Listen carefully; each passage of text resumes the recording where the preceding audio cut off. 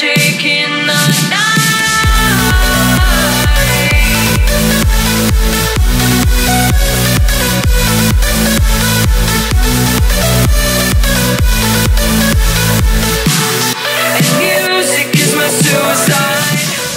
Salut à tous et bienvenue ici en Slovénie. C'est l'été, il fait 30 degrés, il n'y a pas un nuage, c'est juste un climat parfait. En plus de ça, rien à voir avec la Côte d'Azur ici, puisque bien sûr, il y a des touristes, mais il n'y en a pas trop.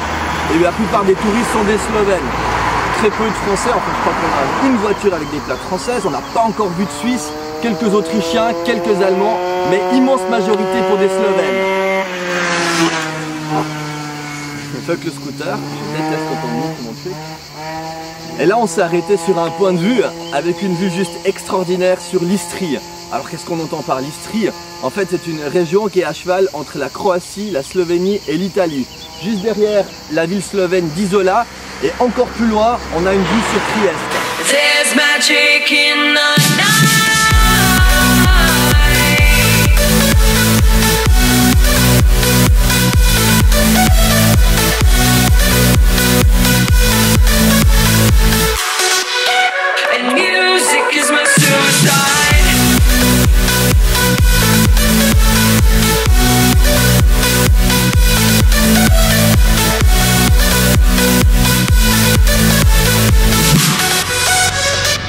Il y a quoi comme bestiole là-dedans?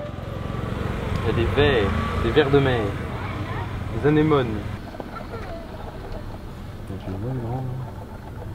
Ce qui prouve que c'est vraiment un port de pêcheurs, c'est les bacs avec des filets qui sont en train de sécher dehors là, qui sont prêts pour la pêche du lendemain. Je pense qu'ils y vont le matin ou à la tombée de la nuit. En fait en Slovénie ils ont une toute petite côte, un littoral qui fait seulement 47 km de long, coincé entre l'Italie et puis la Croatie. Et juste derrière moi la petite ville d'Izola. Et là c'est l'endroit où tout le monde se concentre ici à Izola sur la plage. Il n'y a qu'une toute petite partie qui peut être consacrée à la baignade, une petite plage de galets, également une jetée. L'autre côté c'est portuaire et plus loin là-bas c'est sauvage.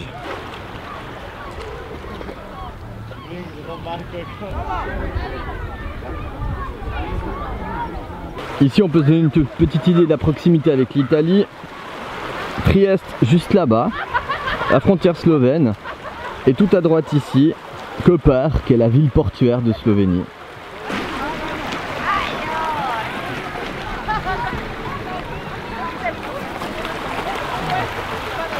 Et ça c'est le côté un petit peu paradoxal de l'endroit, hein. Il y a la mer devant et une piscine d'eau chlorée juste là.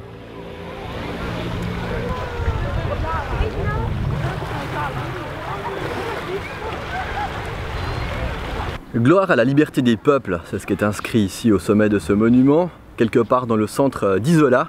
Ce qui nous frappe tout de suite en nous baladant dans ce village, c'est que c'est pas du tout la cité balnéaire comme on peut le voir dans des tas d'endroits au bord de la Méditerranée. C'est très calme alors qu'on est vraiment en pleine saison là au mois de juillet.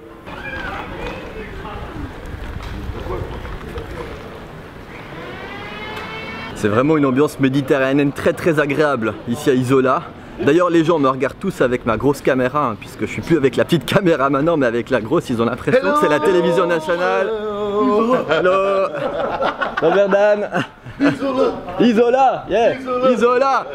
Et l'ambiance, les gens sont sympas ici, ils sont décontractés, c'est bien, c'est l'été. Et comme je vous le disais, c'est pas ces grosses villes balnéaires anonymes, mais il y a des habitants qui habitent ici. Et en plus de ça, il y a des Slovènes qui viennent en villégiature pendant l'été. Bah oui.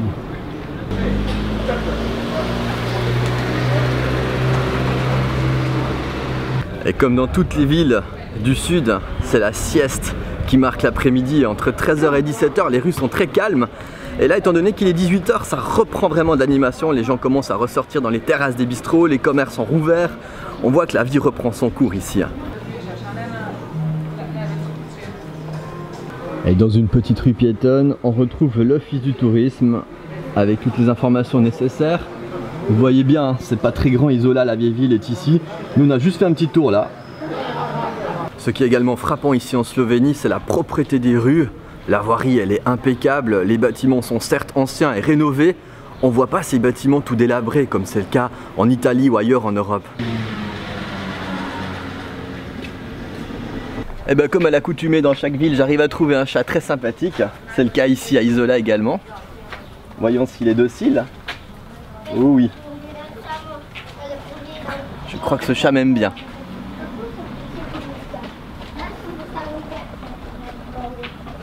Allez Guillaume, essaie d'avoir quelques caresses.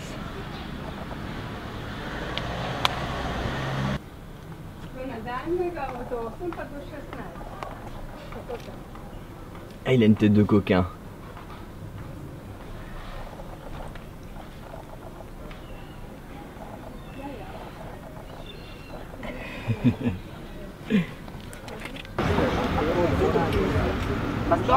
Ça donne envie de boire un cocktail tout ça.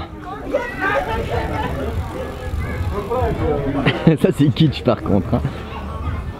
Et ici également une excellente offre en restauration, plein de restaurants en bord de mer bien sûr, hein, plus cher que dans le reste de la Slovénie. Mais la Slovénie reste un pays par rapport à d'autres pays comme l'Espagne ou la France vraiment pas cher et avantageux de ce côté-là. There's magic in the night.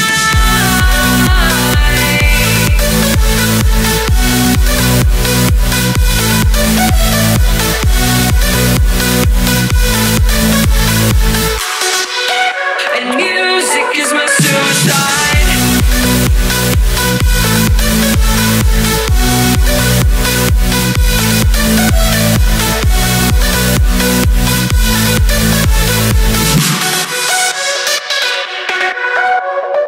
Et voilà, on a eu le plaisir de vous faire partager ces quelques instants ici à Isola sur la côte slovène, hein, très petite côte je le disais, coincée entre la Croatie et l'Italie, mais vraiment un endroit que je vous recommande de venir visiter une fois.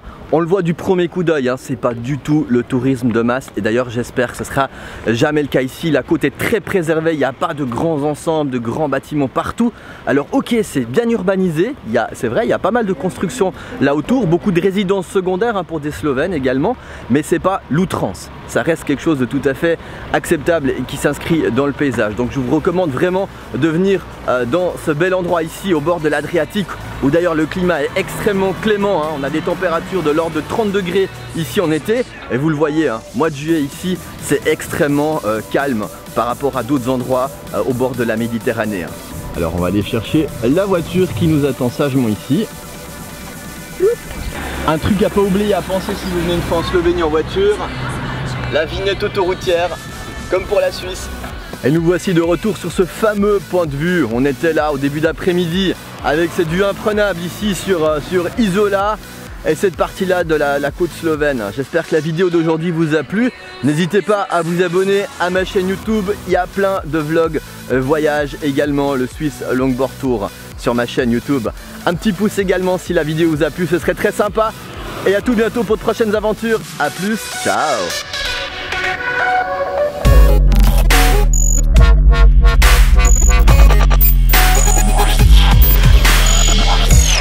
Alors s'il y a des gens qui viennent ici en Slovénie et qui veulent prendre l'autoroute, il faut quoi? La vignette. Non mais c'est vrai, on insiste beaucoup avec cette vignette, mais en allant lire des forums sur les voyages, lorsqu'on a préparé ce voyage ici en Slovénie, il y a plein de gens qui disaient c'est de l'arnaque cette vignette, pourquoi il faut mettre une vignette pour les autoroutes? Bah c'est juste que le système est différent, il n'y a pas un péage à chaque entrée ou à chaque sortie d'autoroute, on vous fait confiance, c'est à vous d'acheter cette vignette pour pouvoir prendre l'autoroute ici. Là en l'occurrence on sera là pour 2 semaines à peu près, on en a pris une pour 1 mois, ça coûte 30 €, donc franchement 30 €, si je prends les autoroutes françaises, on va vraiment pas loin à ce prix là. Les miroirs ils sont sympas par contre, hein. Et là on comprend mieux la taille de la caméra, il y en a qui croient que c'est CNN. Hein Guillaume? CNN, Arte ou quoi? FR1, France 1. Oui c'était F1, c'est juste. D'ailleurs je regarde jamais ces chaînes pourries.